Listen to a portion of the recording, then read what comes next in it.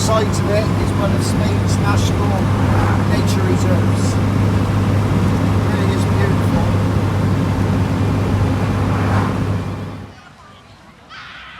Yes, we've actually came to a Spanish beach resort for one day, I can assure you. Sun's going down.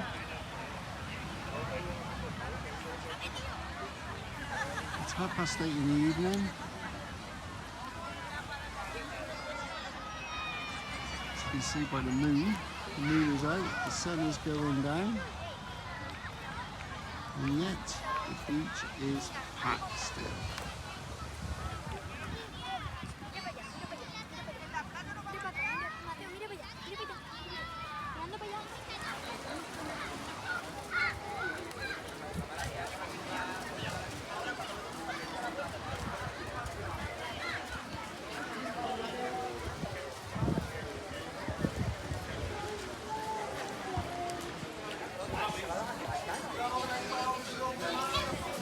Subió la base y el hospedar de despedida ha bajado ella como moneda también. Trata que me tenga el empate que no me entiende.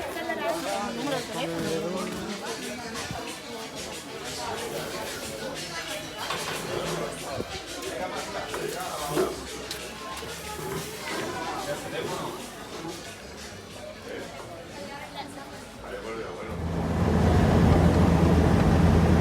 Driving through Seville now.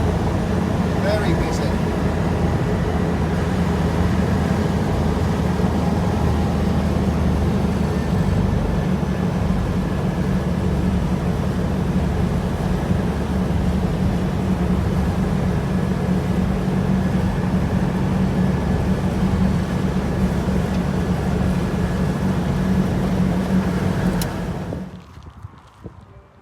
Hello everyone.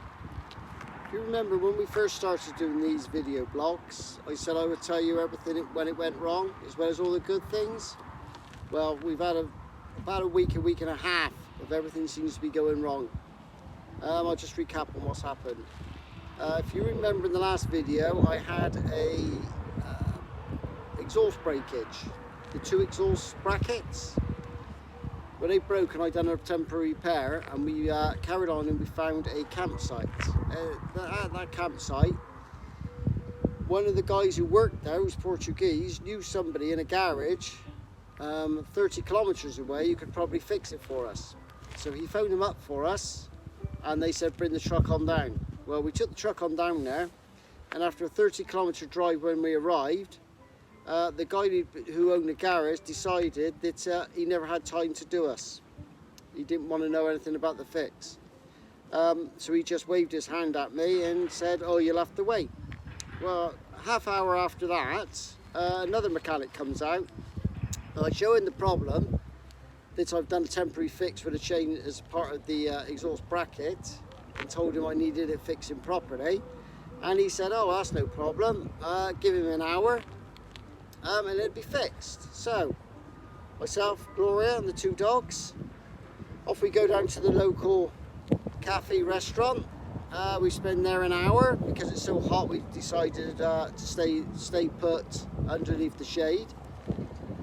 When we go back to the garage, it's only the owner there because it's siesta time.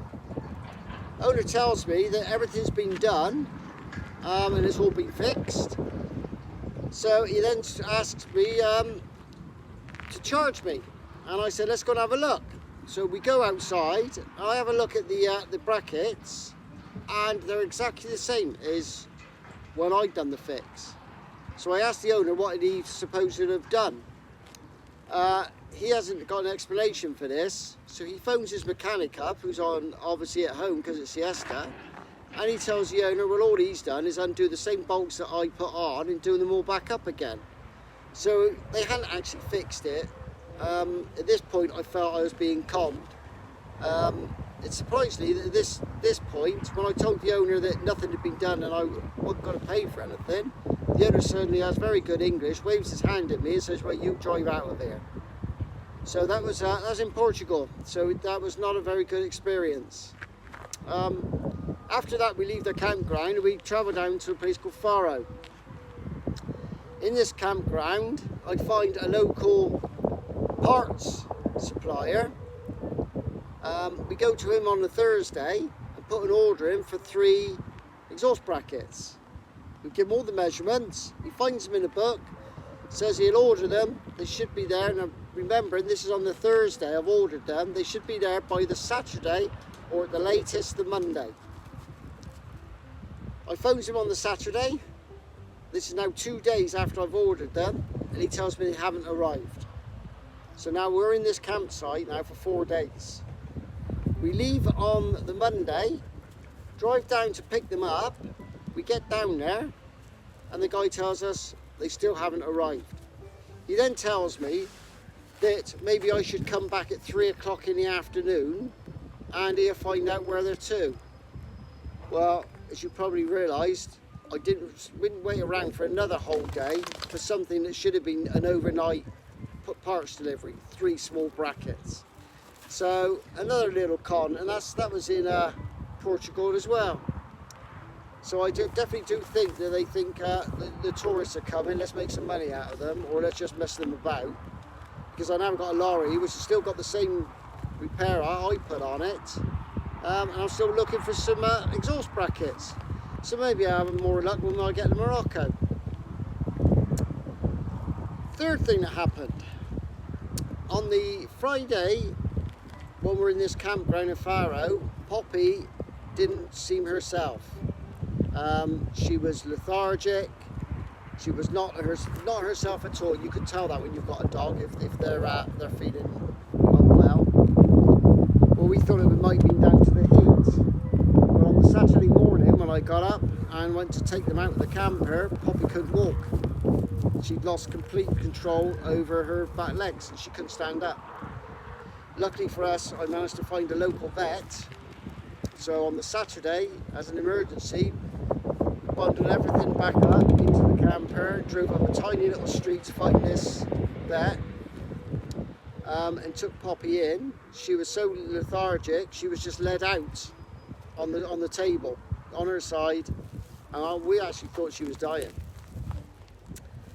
The vet took bloods from her, and this is where the Portuguese or the continental vets are a lot better than British vets, because she took blood from her there and then, and she told us within 40 minutes she would know what the results were. They do their blood testing in the clinic. We went down, we had a coffee while we waited. When we went back, she had a full page readout of what was wrong with Poppy. Poppy had very high blood pressure. Her kidneys and everything else were fine, which we thought might have been failing. And what it come back to is she had very low white blood cells. This was put down to she was being bitten by an infected tick, which had injected serious bad bacteria into her bloodstream. She was immediately put on a drip and had antibiotics put through her, and we picked her up back up on the Saturday evening at 6 o'clock. She couldn't walk very far, very weak. We were given a prescription for strong antibiotics, and these antibiotics are the same ones that humans take. So we actually went with a prescription from a vet to a normal pharmacy, and they issued the antibiotic tablets for her. She's a lot better now. She is recovering gradually, so everything as far as that goes is a good mend. But yeah, that's everything that's happened so far. It's not been a very good couple of about 6 days now, but we're finally getting back there. As you can see, we're in an olive grove, 42 degrees at the moment, so that's why I'm sat here telling you the woes of the journey so far. But hopefully I'll have some more positive news and some more positive travelling. Until then, thumbs up for the channel, keep subscribing. Hi everyone in my family, see you again.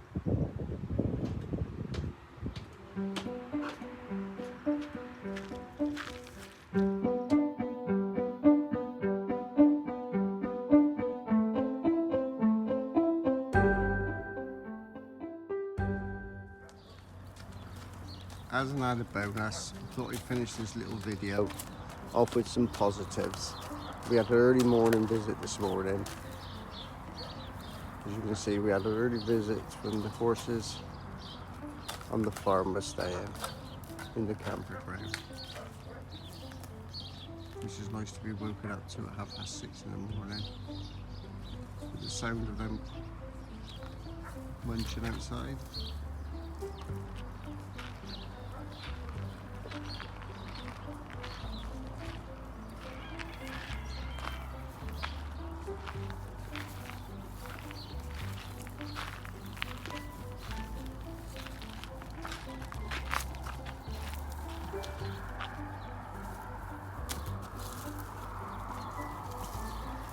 There, that's better than post the video on.